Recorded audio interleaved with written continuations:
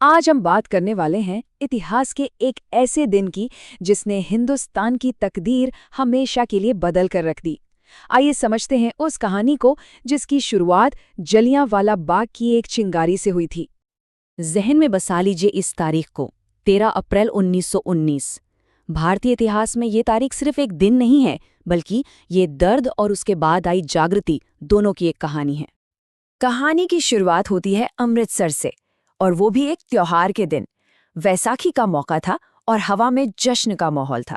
लेकिन किसी को भी इस बात का जरा सा भी अंदाजा नहीं था कि ये जश्न बहुत जल्द एक मातम में बदलने वाला है। तो अमृतसर का जलियांवाला बाग लोगों से खचाखच भरा हुआ था। हजारों लोग थे जिनमें मर्द, औरतें और बच्चे सभी शामिल थे। अब देखिए, वहां जमा होने के दो मकसद थे। एक तरफ लोग वैसाखी का त्योहार मना रहे थे, तो वहीं दूसरी तरफ ब्रिटिश सरकार के एक जालिम कानून का शांति से विरोध भी कर रहे थे। लेकिन उस जश्न मनाती और शांति से विरोध करती भीड़ से दूर एक ब्रिटिश जनरल के दिमाग में कुछ और ही चल रहा था। एक ऐसी खतरनाक योजना जो भारत के इतिहास पर एक कभी न मिटने वाला जख्म देने वाली थी। अब ये विरोध हो क्यों रहा था? वजह थी रॉलेट एक्ट। असल में ये एक ऐसा काला कानून था जो अंग्रेज सरकार को बेहिसाब ताकत देता था। सोचिए, इस कानून के तहत वो किसी भी भारतीय को सिर्फ शक के आधार पर बिना किसी मुकदमे के जेल में बंद कर सकते थे। जाहिर है, पूरे देश में इसके खिलाफ जबरदस्त गुस्सा था।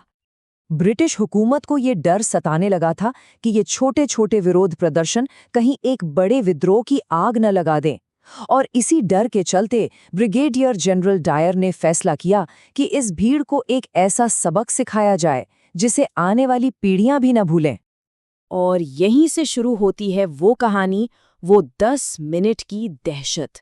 सिर्फ 10 मिनट, लेकिन इन 10 मिनटों ने हजारों जिंदगियों और एक पूरे देश के भविष्य पर ऐसा असर डाला जो आज भी महसूस होता है।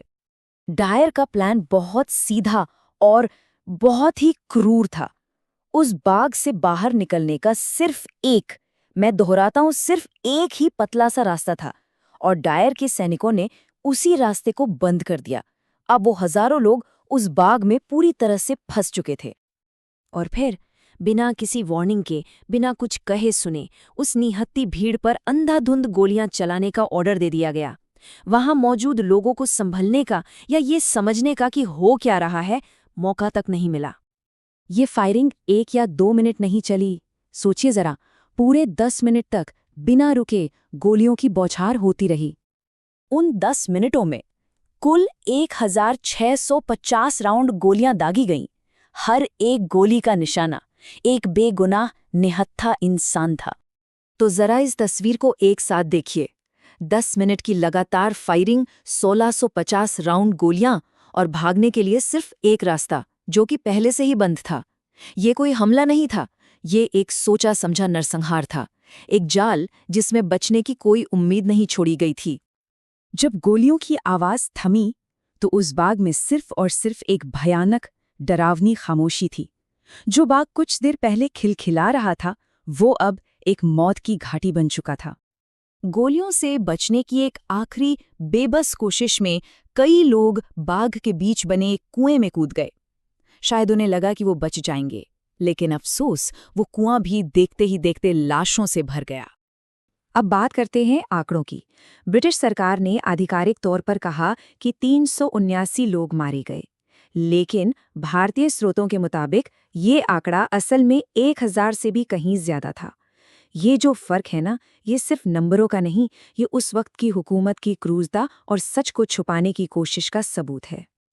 लेकिन इस भयानक अंधेरे से एक चिंगारी भड़की। इस नरसंहार की खबर जैसे ही देश में फैली, इसने हर हिंदुस्तानी को अंदर तक झकझोर कर रख दिया।